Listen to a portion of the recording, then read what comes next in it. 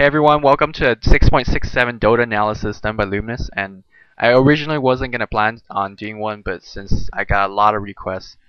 So here it is, a bit of disclaimer in the beginning. This is just my own opinion of this analysis and how the metagame will change. Of course, I have been shown to be wrong many times in the past, so I would hope you guys excuse it if I do become wrong.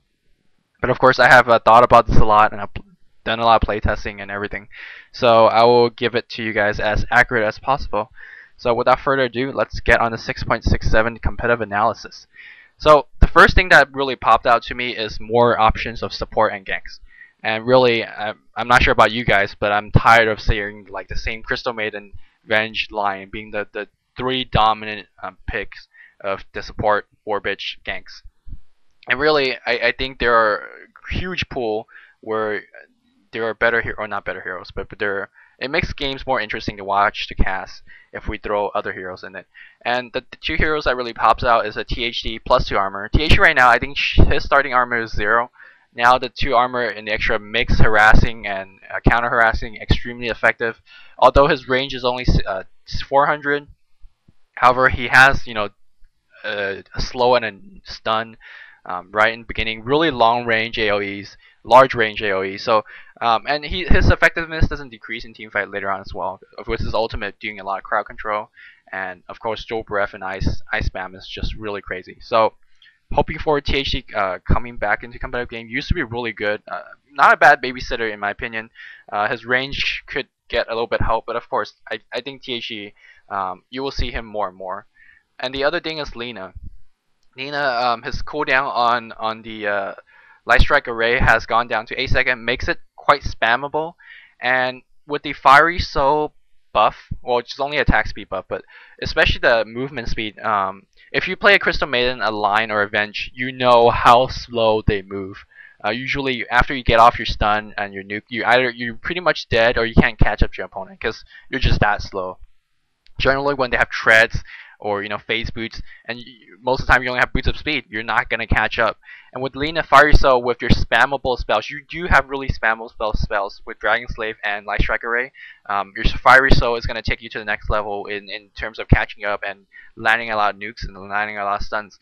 And I feel like her Light Strike Array and Fiery Soul would make her really effective in team fights. However, if you're leveling Fiery Soul and if you're being a War Bitch, chances are you're gonna be stuck around 1000 HP, maybe 800 HP throughout most of the game, and you're still gonna die quite a bit, like most War Bitches do.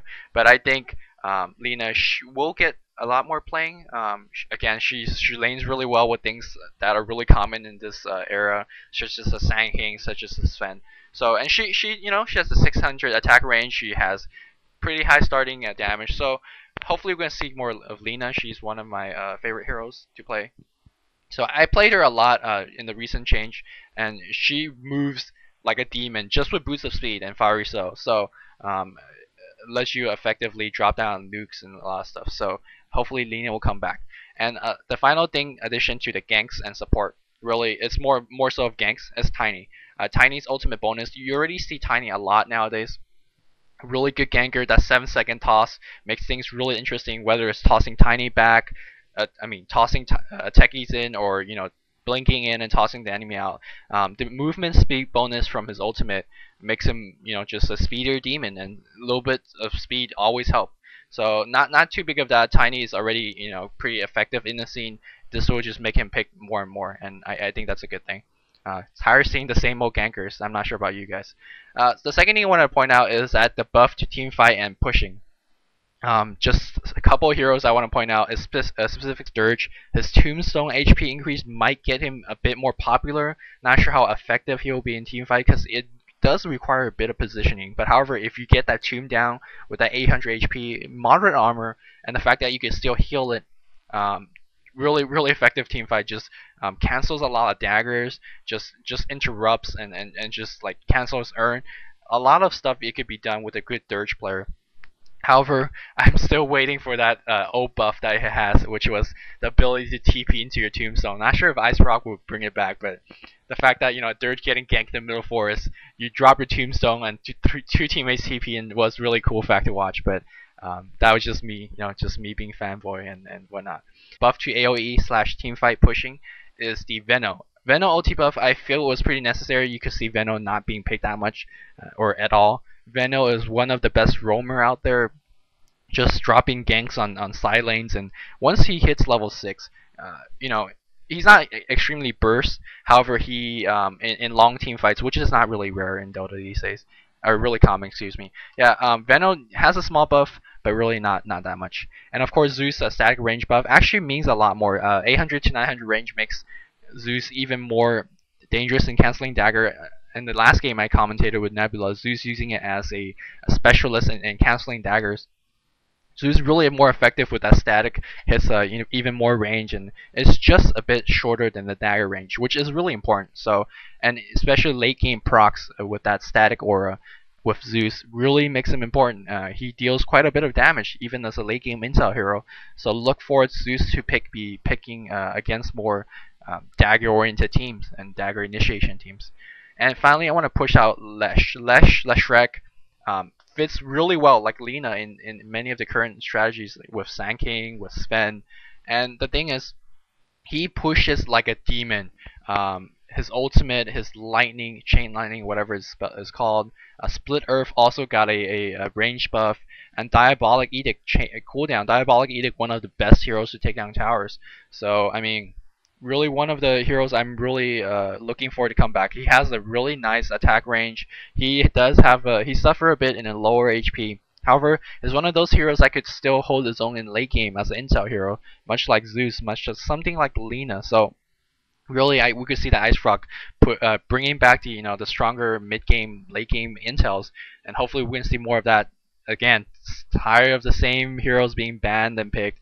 So really, all these heroes I have mentioned so far really encourage more variety of new support and new pushing options. It's not the same old, and really should decrease the average game time and increase the average hero tower kill counts. So really looking forward to this patch. Hopefully, more tournament will start playing on this, because if these heroes are being picked, we're gonna have right now we have like a pool of 20 heroes, maybe 25. Maybe this will bump it up to 30 or 35. So a lot more things to think, a lot more new heroes to see. But the bigger section I want to talk about are the noticeable buffs, because these buffs actually would make more heroes being bringed in, that and heroes that we don't really rarely see. The first thing I really notice is the Leoric plus the Armlet buff. Leoric and Armlet are like best friends. You kind of get them together, or you don't get any of them together, or at all. Ultimate buff, the cooldown on Armlet makes it really enticing to get a Leoric in your lineup. Of course, Leoric is kind of rising oriented and not very burst, other than magical critical strike. However, Leoric is one of those heroes that could withstand a lot of bursts, got the tanking potential that a lot of teams do like. And I mean, he could just run in and draw like first barrage of nukes, and just let your own team follow up and counter nuke. So Leoric, I'm hoping he's gonna come back. Again, he's a bit rising oriented. However, he's really cool. I mean, he's a big ass skeleton. Now he has a crown too. So I mean, he's gonna put on some beatdown with his Hellfire Blast and then Armlet crits. So I'm not sure. It's more of a popularity thing. However, I do see Leoric coming back. Hopefully, at least. The next thing I want to talk about is Omni Knight. Omni Knight, you could say is a nerf, you could say is a buff, but I'm gonna say it's more repel. And with the cooldown duration decrease, it's really important. And nowadays, if you get an Omni Knight, he's gonna get eaten alive by purge sticks. And purge sticks, you see it everywhere. You see it on Morphling, you see it at Potom, you see it on Dusa, you see it everywhere. And with the shorter cooldown on repel, Omni Knight is less vulnerable to purge. So that's one big buff to him, because you really pick Omni Knight for the repel. Of course, it's ultimate too, but besides that.